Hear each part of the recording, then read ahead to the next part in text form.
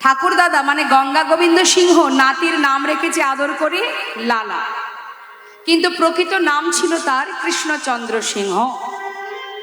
এই লালা যখন 12 বছর বয়স হয়, জমিদারি যে কাচারি বারান্দা, সেই বারান্দায় বসে আছে লালা। 12 বছরের ছেলে। আপনাদের অনেকেরই ঘরে আছে 12 বছরের শিশু, কতটুকুই বা বয়স, আর সে কেমন হতে পারে আপনারা নিশ্চয় জানেন। এখন হঠাৎ একজন কন্যাদায়গ্রস্ত ব্রাহ্মণ এসেছেন কিছু সাহায্য নেবেন বলে, জমিদারের দ্বারে এসেছেন। কন্যাদায়গ্রস্ত পিতা দ্বারে এসে দাড়িকে বারবার বলছে, দাড়ি কিছু সাহায্য করুন, কিছু সাহায্য করুন। দাড়ি কি করছে, বারবার তাকে বলছে, শোনো এখানে কিছু দান ধ্যান করা যাবে না, চলে যাও।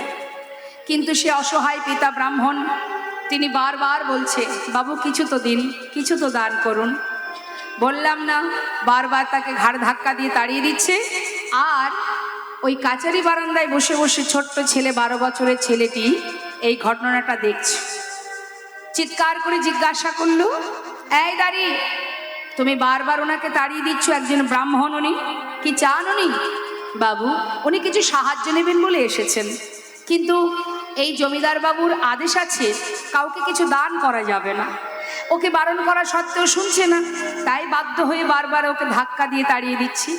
বলো কি তুমি, আমার পিতা যার এত ধন ঐশ্বর্য, সে একজন অসহায় পিতাকে, একজন ব্রাহ্মণ এসেছে দ্বারে, কন্যাদায়গ্রস্ত পিতা, তাকে কিছু সাহায্য করবে না? কেমন জমিদার, এত অভিমান কেন? এ কিসের নিষেধ, কেন এই আদেশ? শোনো, আমি তোমায় আদেশ করছি, পিতাকে গিয়ে বলো সেই জন্য 1000 টাকা এই ব্রাহ্মণকে দান করে দেয়। যেই না ভিতর ঘরে গিয়ে দাঁড়িয়ে গিয়ে বলেছে, প্রাণকৃষ্ণ সিংহ রেগে গেলেন। আমার পুত্র 12 বছরের ছেলে, দুধের শিশু, তার এত বড় স্পর্ধা যে আমার বাক্য লঙ্ঘন করে, সে আমাকে আদেশ করে। তার একটু তো মান হবেই মা, যেহেতু সে জমিদার। সে মানে অভিমানে বলে উঠলেন, সোনাদারি 1000 টাকা দিয়ে সে আমার ছেলেকে বলে এসো, যতদিন নিজে রোজগার করতে না পারবে ততদিন দান করবার স্পর্ধা যেন না দেখায়। ছোট্ট ছেলে এই কথা শোনা মাত্রই বলে উঠলেন, সোনাদারি আমার পিতাকে গিয়ে জানিয়ে এসো, কথা দিলাম যতদিন আমি রোজগার করতে না পারবো আমি আমার পিতার সম্পদের 1 কোনাও কাউকে দেব না। 12 বছরের ছেলে মনে মনে আফসোস, এমন পিতার সন্তান আমি, যার এত ছোট মন, একজন অসহায় বাবাকে দান করতে পারছে না। এই ধন ঐশ্বর্যের কি বা প্রয়োজন, কি লাভ এটা রেখে? যদি একজন অসহায় মানুষকে সহযোগিতা, যদি তার বিপদে নাই দাঁড়ালাম, কি হবে এই ধন ঐশ্বর্য দিয়ে? বেশ, মনে মনে স্থির করলেন সে আর থাকবে না। কি করলো? সর্বস্ব ত্যাগ করে দিয়ে এবার ওই 12 বছরের ছেলে মুর্শিদাবাদ ছেড়ে দিল। ছেড়ে দিয়ে বর্ধমানে এসে একটা ফেরেস্তাদারে 20 টাকা বেতনে ছেলে কাজ করতে শুরু করলো। আর মনে মনে প্রতিজ্ঞা করলো, যতদিন পিতা বেঁচে থাকবে এমন পিতার মুখ সে আর দেখবে না। ছেলে বড় হচ্ছে মা, পিতারও বয়স হচ্ছে। আস্তে আস্তে পিতা শয্যাশায়ী, চলতে পারে না। এত পূজাবর্গ পাঠিয়ে দেয় সন্তানকে ফিরিয়ে আনার জন্য, সবাইকে পাঠায়, কিন্তু সন্তান আর ফেরে না। তার একটাই জেদ, একটাই প্রতিজ্ঞা, এমন পিতার মুখ আমি আর দেখব না। ছেলে আসে না। মৃত্যুর আগে সন্তানের মুখ দেখতে না পেয়ে পিতা শয্যায় শুয়ে শুয়ে চোখের জলে বুক ভাসিয়ে কাঁদছে। এমনটা আমাদেরও হয় বাবা, যখন আমাদের পাওয়ার থাকে, ক্ষমতা থাকে, তখন দেখবেন আমরা যেন মনে মনে ভাবি যে আমরা নিজেরাই বোধহয় ভগবান, আমি যা করব তাই হবে, আমি যা বলবো তাই হবে, তাই না মা? কিন্তু একটা সময় সমস্ত পাওয়ার ফুরিয়ে যায়। যখন ক্ষমতা ফুরিয়ে যায় না, তখন দেখবেন সেই ঘুরে ফিরে ভগবানের চরণটাই স্মরণ করতে হয়। গর্ব করে আমরা বলি না মা, এটা আমি করেছি, এই বাড়ি আমার, আমি করেছি, অনেক সময় দেখবেন অনেক ছেলেরা আছে, সন্তানেরা আছে, মা বাবাকে গর্ব করে বলে আমি করেছিলাম তাই তোমরা পেয়েছো, আমি না করলে পেতে কোথায়, এমন করে বলে, অনেক সন্তানেরাই বলে। কিন্তু জেনে রাখবেন তোমার কোনো ক্ষমতাই নেই কিছু করার। তোমার সুকৃতি ভালো ছিল তাই তুমি তার কৃপায় পেয়েছো। আবার যদি অহংকার ভিতরে জন্মে যায়, এক নিমেষে এক পলকে সবকিছু কেড়েও সে নিতে জানে। তাই তো আছে না মা, আজ যে রাজা কাল সে ভিখারি, একমাত্র অহংকারের কারণেই এটা হয়। তাই তো ভক্ত বলে ওগো এই জগতে কিছুই আমার নয়, সবই তিনি দিয়েছেন, আর আমরা সেটাকে ভোগ করছি। কিন্তু যাবার সময় তো খালি হাতে চলে যেতে হবে। যার হাত ধরে যেভাবে আমরা চলে যাব মা, এই সংসার জীবনে যে সুখে স্বাচ্ছন্দ্যে দিন কাটাচ্ছি, যার কৃপায় আমরা ভালো আছি, সুখে আছি, আমরা তাকেই চিনতে পারি না। তাই তো? হ্যাঁ, আমরা তাকেই চিনতে পারি না। কার করুণাই আমি পেয়েছি, কে দিল আমাকে, সেটা আমরা একবারও ভাবি না।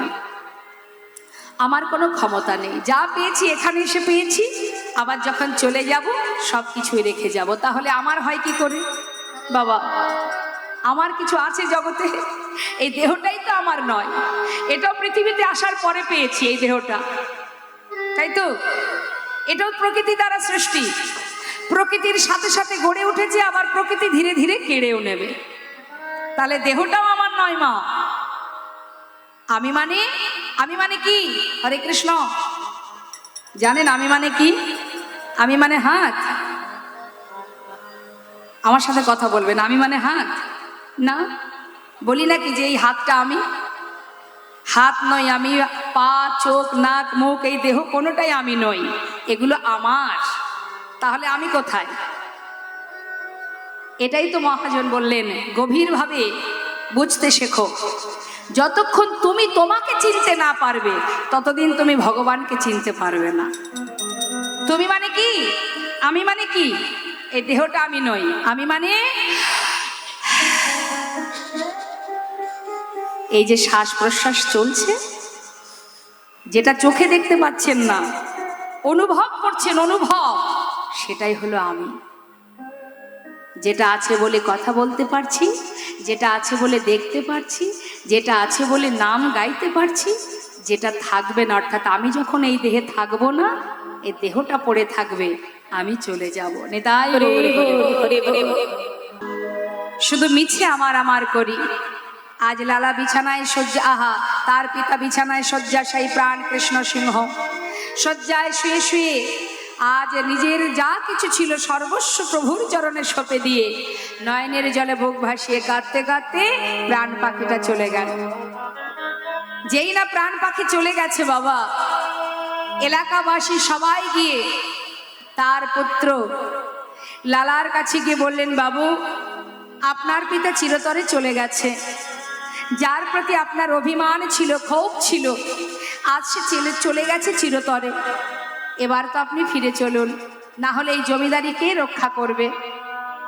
এই কথা শোনা মাত্রই সবার অনুরোধ শুনে, সবার অনুরোধে লালা ওই বর্ধমান থেকে আবার ফিরে এলো মা সেই মুর্শিদাবাদে।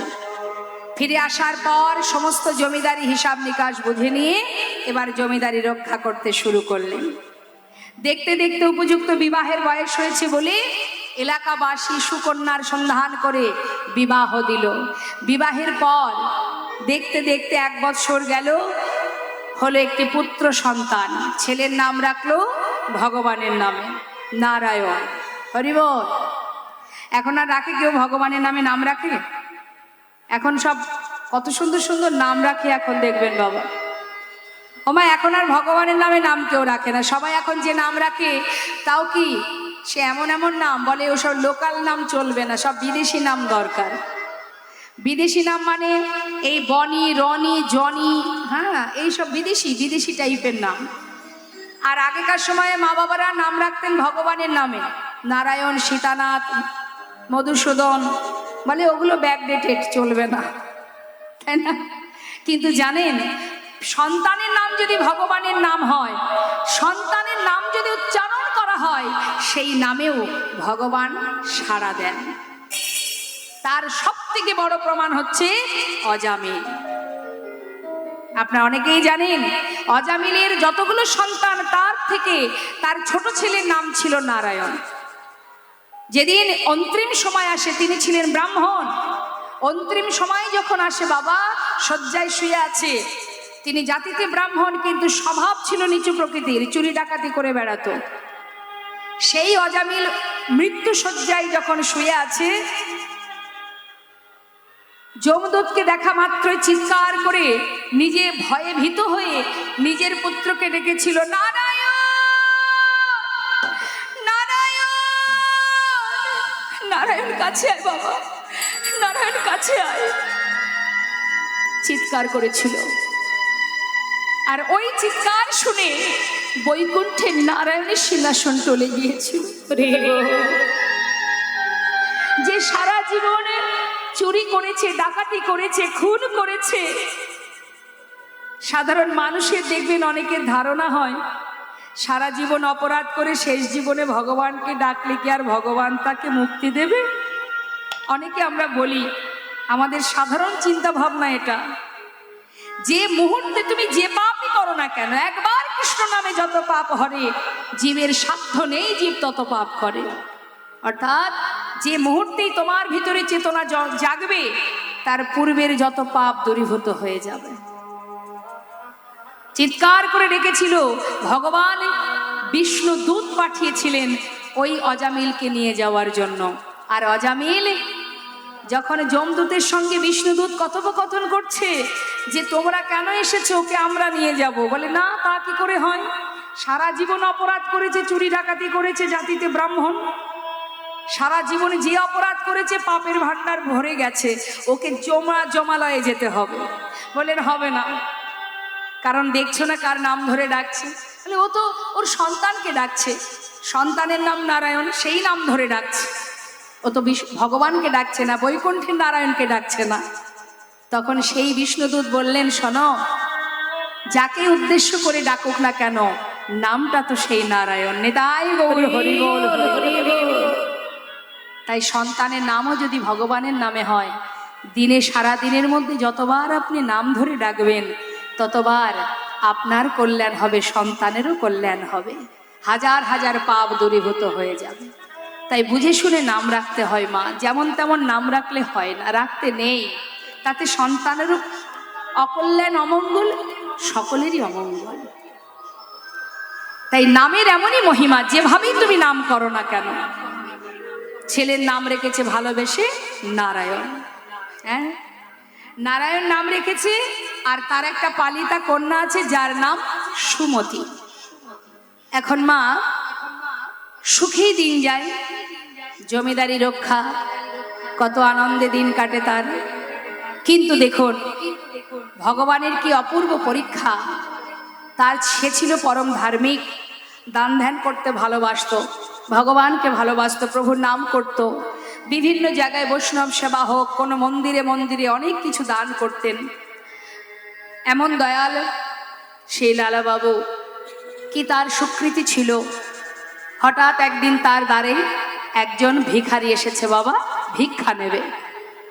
ভিখারি এসে যখন ভিক্ষা চাইছে, লালা নিজেই নেমে এসেছেন সদর দরজায়, এসে বলছে, ভিখারি, ও ভিখারি, তুমি তো ভিক্ষা নেবে তাই না?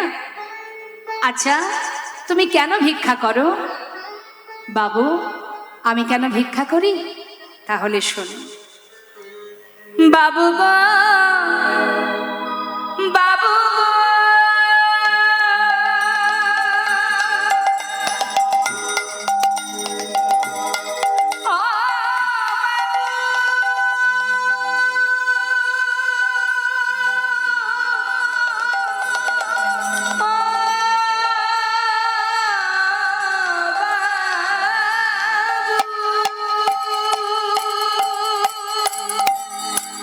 বাবু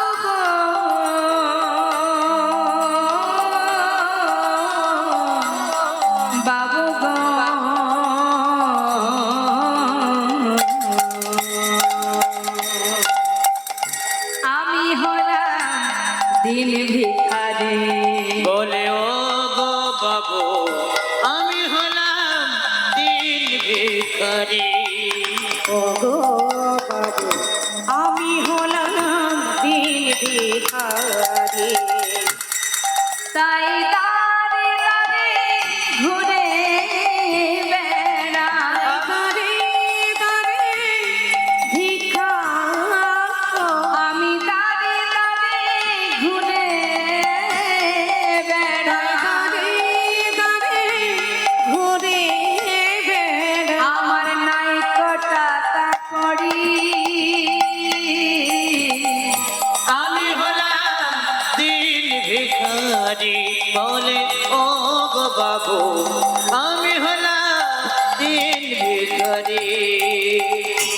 আর ভিক্ষা করে কি করো? আমার ঘরে আছে গিরিধারী,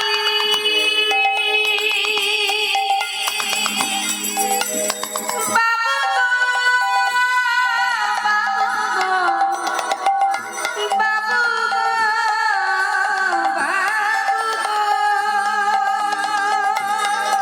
আমার ঘরে আছে গিরিধারী, তাই গানে গানে ভিক্ষা করি। তারে সেবা দিয়ে পাই গো প্রসাদ, তারে সেবা দিয়ে আমি পাই গো প্রসাদ, তারে সেবা দিয়ে পাই গো প্রসাদ। বাবু এই তো আমার রীতি, আমি হলাম দিন ভিখারি। বলে ও গো বাবু আমি হলাম দিন ভিখারি। বলে ও গো বাবু আমি হলাম দিন ভিখারি। আচ্ছা আচ্ছা, তোমার ঘরে গিরিধারী সেবা দাও তুমি? দাঁড়াও দাঁড়াও, আমি ভিক্ষা দিচ্ছি। অনেক দামি দামি রত্নের একটা পুটুলি তৈরি করে ভিখারিকে দিয়েছে বাবা। এই যে অ ভিখারি, এতে অনেক দামি রত্ন আছে, এগুলো তোমায় দিয়ে দিলাম, তুমি নিয়ে যাও, তুমি তোমার গিরিধারীর সেবা দেবে। বাবু এগুলো নিয়ে আমি কি করব? কেন, আমার মতো ধনী হয়ে যাবে? যাও নিয়ে যাও। ঠিক আছে তাহলে আসি বাবু। বিদায় নিয়ে যাচ্ছে মা। কিছুটা পথ যাবার পর দূরে একটা জঙ্গলে সেই দামি রত্নের পুটুলিটা সেই ভিখারি ছুঁড়ে ফেলে দিল। যেই ফেলে দিয়েছে দূর থেকে লালা দেখতে পেয়েছে, চিৎকার করে উঠলেন, ভিখারি এত বড় স্পর্ধা তোমার, এত দামি দামি মূল্যবান রত্ন তোমায় দিলাম, তুমি সব ফেলে দিলে? কেন ফেলে দিলে তুমি? বাবু আপনাকে ফিরিয়ে দিতে না পেরে মাথায় করে নিয়ে যখন আমি আসছিলাম, হঠাৎ কে যেন আমায় পিছন থেকে ডেকে বলল, ভিখারি এগুলো নিয়ে কোথায় যাচ্ছিস? ও তুই বুঝি ওই লালার মতো ধনী হতে চাস? কিরে, আমি তো কোনোদিনই তোকে বলিনি আমাকে রাজভোগ এনে দে, আমি তো কখনো বলিনি ননি মাখনি ক্ষীর সর এনে দে। দাঁড়ে দাঁড়ে ভিক্ষা করে যা পাস আমি তো তাতেই খুশি। তবে বল এই দামি রত্ন নিয়ে করবি কি? ফেলে দে, এগুলোর কোনো প্রয়োজন নেই। যেমন করে কুড়ে ঘরে বসে গোবিন্দ সেবা দিচ্ছিস সেইভাবেই সেবা দে, যা ফেলে দে। এগুলো যদি তোর কাছে থাকে, এই মোহে যদি একবার তুই মোহিত হয়ে যাস, তুই যে দিনে দিনে গোবিন্দ ভুলে যাবি। আয় আমার কাছে আয়, আয় ভিখারি আয় রে ফিরে, ভুলে যাস না মোহ ভরে। ভিখারি আয় রে ফিরে, ভুলে যাস না মোহ ভরে।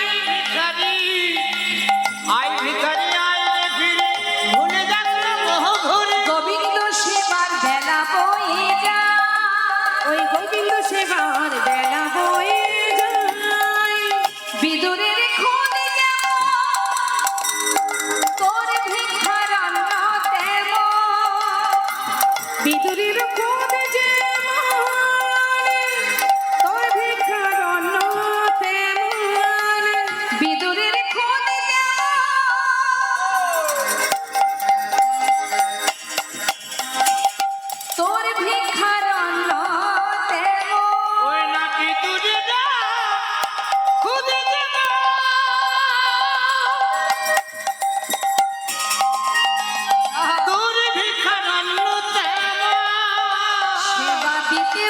করিস নে আমায়, সেবা দিতে ভুল করিস নে আমায়। আই ভিখারি আই রে আই ফিরে, ভিখারি আই রে ফিরে, আই ভিখারি আই রে ফিরে, আই ভিখারি আই রে ফিরে, ভুলে যাস না মোহ ভরে, আই ভিখারি আই রে ফিরে। ভুলে যাস না মোহ ভরে, আই ভিখারি আই রে ফিরে। সেবা দিতে ভুল করিস নে আমায়। সেবা দিতে ভুল করিস নে আমায়। কি বলছে কথাটা বাবা? বিদুরের খুদ যেমন তোর ভিক্ষার অন্ন তেমন, দাঁড়ে দাঁড়ে ভিক্ষা করতে হবে, আর সেই ভিক্ষা যদি রন্ধন করে আমায় দিস, আমার আর কিছু প্রয়োজন নেই। কি হবে ওই মূল্যবান সম্পদ নিয়ে? ছেড়ে দে। ওরে, যদি তুই এই ধন সম্পদ নিয়ে যাস, ওই মোহে যদি একবার ডুবে যাস, দিনে দিনে গোবিন্দ ভুলে যাবে। বাবু, তাহলে আমি এবার আসি। দাঁড়াও, শোনো ভিখারি, যদি তোমার গোপীনাথ, তোমার গিরিধারী এমন কথাই বলে থাকে, তাহলে এক কাজ করো, তুমি আমার ঘরে থাকবে, তোমার সমস্ত দায়িত্ব আমার, আর তুমি নিজে হরিনাম করবে আর আমাকে হরিনাম শোনাবে। না না বাবু, আপনার মহলে থাকলে হবে না, ওই মহলে যে থাকবে আপনার মতো অবস্থা তার হবে। তার মানে মা, দেখবেন যখন আমাদের কিছুই থাকে না বাবা, তখন একমাত্র ভগবানই আমাদের সম্বল হন, তাই তো? আর একটু একটু করে যখন ভগবান সমস্ত কিছু আমাদের দিতে থাকেন, তখন দেখবেন সেই হাজার কাজের মধ্যে দিয়ে সারা দিন ধরে বিষয় সম্পদের চিন্তা করতে গিয়ে দিনান্তে একবার ভগবানের সেবা দেওয়ার সময় আমাদের হয় না। হয় কি মা? যখন কিছু থাকে না তখন ভগবানই থাকে। অনেক সময় পাওয়া যায় ভগবানের সেবার জন্য। সময় যখন কেটে যায় আমাদের মায়ার সংসারে, তখন ভগবানকেই মানুষ ভুলে যায়। কে দেবে সেবা? অনেক সময় দেখবেন বাড়ির বাচ্চাদের বলা হয়, দেখ আমার সময় নেই, রান্নাঘরে দিন কেটে যায়, বাইরের কাজ করতে হয়, তা তুই একটু জল বাতাসা ভগবানকে দিয়ে তবে স্কুলে যা, বলি না আমরা? আবার অনেকে দেখবেন 12 মাসের জন্য নকুলদানা রেখে দেয়। আছে নকুলদানা? আছে ঘরে নকুলদানা? তাও কি মা, নকুলদানা যদি 2-এর জায়গায় 4 পড়ে যায়, কি করে? আবার সেটা তুলে রেখে দেয়। হরি বল। এই হচ্ছে, তাতেও ভগবান অসন্তুষ্ট নয়। তুমি যেমনটা দিচ্ছ দাও, কিন্তু যদি তাতে প্রেম থাকে, ভক্তি থাকে, ভালোবাসা থাকে। ভগবানকে নকুলদানা দিলাম, কিন্তু সেই নকুলদানা যখন প্রসাদই হলো, সেটা যে নিজে মুখে সেবা করব সেই সময় আমাদের নেই। কারা সেবা করে? কালো কালো পিঁপড়ে যারা। তার মানে ওই পিঁপড়ে যারা, তারা দেখবেন মনুষ্যকুলে জন্ম পাবে, আর আমরা আর সেই প্রসাদ পাচ্ছি না, মানে কি হবে আমাদের? আমরা আর মানব জন্ম পাবো না, তাই না? কারণ ভগবানের প্রসাদটুকু বদলে দেওয়ার সময় তো আমাদের নেই। খাচ্ছে কারা? পিঁপড়ে যারা। এই তো আমাদের ভক্তি, প্রেম, ভালোবাসা। তাই বলছে, বাবু ঘরে আমার গিরিধারী আছে, ছোট্ট কুড়ে ঘর, তাতেই আমার সুখের সংসার। তাই বাবু আপনার মহলে আমি থাকতে পারবো না, সেটাই আমার স্বর্গ। আর ভগবান কি বললেন? বিদুরের খুদ যেমন তোর ভিক্ষার অন্ন তেমন। ভগবানকে অমৃত চাই, রাজভোগ চাই বাবা? না। সারাদিন যে ঘরের কোণে বসে থাকে, বাড়ি থেকে যখন আপনারা কোথাও ঘুরতে যান, একজনকে বলে যান, প্রভু তোমার সংসার তুমি দেখো। তাকে বলে চলে গেলেন, 1 সপ্তাহ পরে ফিরলেন, কত জায়গায় ঘুরলেন, কত আনন্দ করলেন, ফিরে আসার পথে মনে হলো না একবারও যে এই 1 সপ্তাহ ধরে এই সুন্দর সংসারটাকে লক্ষ্য রেখেছে, তার জন্য একটু খাবার নিয়ে যাই। সারাদিন 7 দিন পর ফিরছেন, যে পাহারাদারের মতো পাহারা দিয়ে গেল, তার কথা একবারও কারোর মনে থাকলো না। বাড়িতে যখন খাবার কেনা হয়, বাড়িতে কতগুলো বাচ্চা আছে বা বাড়িতে কতজন মেম্বার আছে, গুনে গুনে খাবার কেনা হয়। মনে করুন 5 জন মেম্বারের 5টা রসগোল্লা বাড়িতে এলো, কিন্তু আরো একজন যে ঘরের কোণে বসে আছে, হা করে তাকিয়ে থাকে, আমার ভক্ত কখন আমাকে দেবে। হরি বল, হরি বল। তার জন্য সেই অপেক্ষায় থাকে, ভক্ত যখনই দিক। তো কেনার সময় একবারও মনে হয় না যে আরো একজন আছে ঘরে, তার জন্য কিছু নিতে হবে। এটাই হচ্ছে ভালোবাসা, এটাই হচ্ছে প্রেম। যত সময় তুমি নিজের করে ভালো না বাসবে কখনোই তার কথা তোমার মনে পড়বে না। যে যেমন করে ভালোবাসে, ভগবান বললেন যদি কেউ আমাকে সন্তান রূপে ডাকে আমি সন্তান রূপেই তার মনোবাঞ্ছা মনস্কামনা পূর্ণ করি। যে জয়ছে ভজে আমি তারে ভজি তৈছে। মীরাবাই স্বামী রূপে গোবিন্দকে চেয়েছিলেন, গোবিন্দ স্বামী রূপেই তার সামনে এসে দাঁড়িয়েছিলেন। কেউ যদি তাকে বন্ধু রূপে ভালোবাসে তিনি বন্ধু রূপেই ধরা দেন, আর কেউ যদি তাকে প্রভু ভেবে নিজেকে দাস করে ভগবান নিজেই সেই ভক্ত চরণে দাস হয়ে পড়ে থাকে। হরি বল, হরি বল।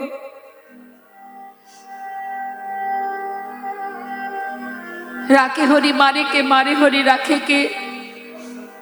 আমাদের কোনো ক্ষমতা নেই কোনো কিছু রক্ষা করার, তিনি যদি রাখেন তবেই থাকবে, না হলে নয়। তাই মাগো আজ সেই ভিখারি এত কিছু পাওয়া সত্ত্বেও সবকে তুচ্ছ করে সবকিছু ফেলে দিয়ে চলে গেল। ভগবান বললেন বিদুরের ঘরের শাকন্য আমি সেবা করেছি, শবরীর এঁঠো কুল আমি খেয়েছি, আর আমার ভক্ত যদি ভিক্ষা করে আমায় সেবা দেয় আমি তাতেই সন্তুষ্ট। আমার তো রাজভোগের কোনো প্রয়োজন নেই। তাই বাবা ভিখারি চলে যাবার পর লালার ভিতরে নানা রকম চিন্তা শুরু হলো, কত কি ভাবনা, যে এই মহলে থাকলে তবে আমি কৃষ্ণ ভজন করব কি করে। এই মহলে বিষয় সম্পদ ধন ঐশ্বর্যের পিছনে গোটা দিন আমার ফুরিয়ে যায়, কখন হবে আমার কৃষ্ণ ভজন। আমার যে গোটা দিন ফুরিয়ে যায়, যদি আজ না হয় কাল চলে যেতে হয় কবে গোবিন্দ ভজন হবে আমার। হরি বল, হরি বল। এই মহলে এই ধন ঐশ্বর্যের মধ্যে আমি আর থাকতে চাই না। মনের ভিতরে যন্ত্রণা শুরু হলো, কি করব আমি, কি করা উচিত আমার। একদিকে জমিদারি রক্ষা, একদিকে আমার ধর্ম, একদিকে আমার গোবিন্দ, কোন পথে যাব আমি। চঞ্চল মন, অস্থির মন লালার। হঠাৎ একদিন চলে গেল খাজনা আদায়ে। খাজনা আদায় করবার জন্য পালকি চেপে সারাদিন ধরে খাজনা আদায় করে বেলি অবসান কাল। ওমা বেলি অবসান কাল মানে কোন সময়টা বলে জানেন? সন্ধ্যা আগত, দিনের আলো শেষ, ঠিক সেই সময় পালকি চেপে লালা খাজনা আদায় করে ফিরছে। ফেরার পথে যখন পালকিতে করে আসছে ঠিক সেই সন্ধ্যার সময়, সন্ধ্যা আগত, সেই সময় এক রজকের কন্যা চিৎকার করে নিজের পিতাকে ডাকছে, বাবু গো, বাবু গো, বেলা যায়, বাসনায় আগুন দাও। এত ভক্ত সমাগম, আমার মনে হয় সবাই উচ্চস্বরে জয়ধ্বনি করলে একেবারে গোলকধাম চলে যাবে ধ্বনিটা। আমি চাই উচ্চস্বরে স্বতঃস্ফূর্তভাবে সবাই জয়ধ্বনি করবেন। বলিয়ে রাধা রানী কি। দেখছেন তো কি ভক্ত বেড়েছে, কি যা ছিল তাই তো আছে। হ্যাঁ, একই ভক্তই আছে, কিন্তু কিন্তু জয়ধ্বনিটা বেড়ে গেছে। হ্যাঁ, আরো বাড়বে। আর একটু জোরে প্রেম সে বলিয়ে রাধা রানী কি, শ্যাম সুন্দর কি, বৃন্দাবন ধাম কি, बाके बिहारी लाल की। राधे राधे, जय राधे श्याम, जय राधे। सुधाम वृंदावन भगवान कृष्णचंद्र तार যত যত লীলা সবই জীব শিক্ষার জন্য। আজ যে ভক্তের কথা আমি শুনবো মা, যে ভক্তের কথা শুনবো সে কিন্তু আমাদের কলিরই জীব। মুর্শিদাবাদ জেলা, বেশি দূর নয়। মুর্শিদাবাদ জেলার মস্ত বড় জমিদার এই জমিদার লালাবাবু, যার পিতার নাম ছিল প্রাণ কৃষ্ণ সিংহ, যার ঠাকুর দাদার নাম ছিল গঙ্গা গোবিন্দ সিংহ। এখন তাই তো শাস্ত্রে বলছে, তোমার ঘরে তোমার বাড়ি, ওগো তোমারি খাই তোমার পরি, তোমার ঘরে তোমার বাড়ি, ওগো তোমারি খাই তোমার করি। তোমার ঘর তোমার বাড়ি, তোমারি খাই তোমার পরি। তোমার ঘরে তোমার বাড়ি, এটা একটু বিভাগ কমা। খাই তোমার করি। তোমার দেশে ঘুরি ফিরি, তোমার দেশে ঘুরি ফিরি, তোমায় চিনি না। বলতে কেন নয়ন ঝরে না? ওরে বলতে কেন নয়ন ঝরে না? কি বলছে? ওরে বলতে কেন নয়ন ঝরে না? তোমার টাকা তোমার করি, আমার করে মরি। তোমার টাকা তোমার করি, কেন আমায় আমার করে মরি? তাই না মা? বলি না এ টাকা আমার, এটা আমার, কিন্তু এটা আমার নয়। তোমার টাকা তোমার করি, শুধু আমার করে মরি। তোমার টাকা তোমার করি, আমার করি মরি। আবার তোমার তবি নারী চারি, তোমার তবি নারী চড়ি তোমায় পাই না। ওরে বলতে কেন নয়ন ঝরে না? ওরে বলতে কেন নয়ন ঝরে না? একটুখানি কষ্ট পেলে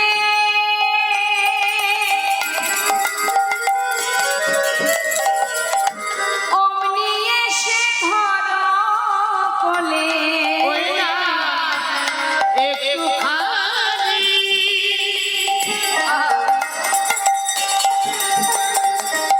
কষ্ট পেলে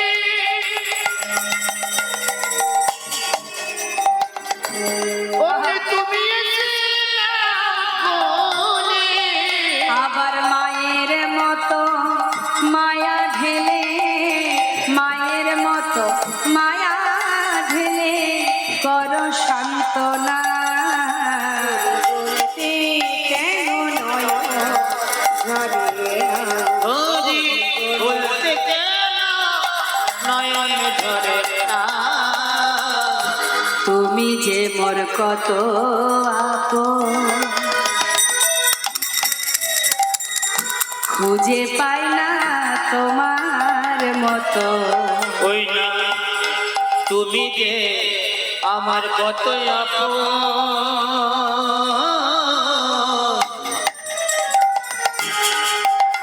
আমি খুঁজে পাই না তোমার মতো। অন্ত্রিম কালে হৃদয় আমায়, অন্ত্রিম কালে হৃদয় আমায় ফেলে ফেলো না। নিতাই গৌর হরে গৌর, গৌর হরে গৌর। ওরে বলতে কেন নয়ন ঝরে না? বলতে কেন নয়ন ঝরে না? ওরে বলতে কেন নয়ন ঝরে না? সবই তোমার। বাবু গো, বেলা যায়, বাসনায় আগুন দাও।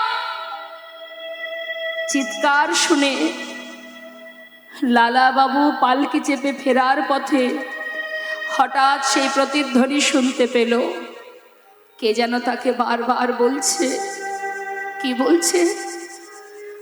শুধুমাত্র লালা নয়, আমাদের প্রত্যেকের জীবন বেলা বয়ে যায়।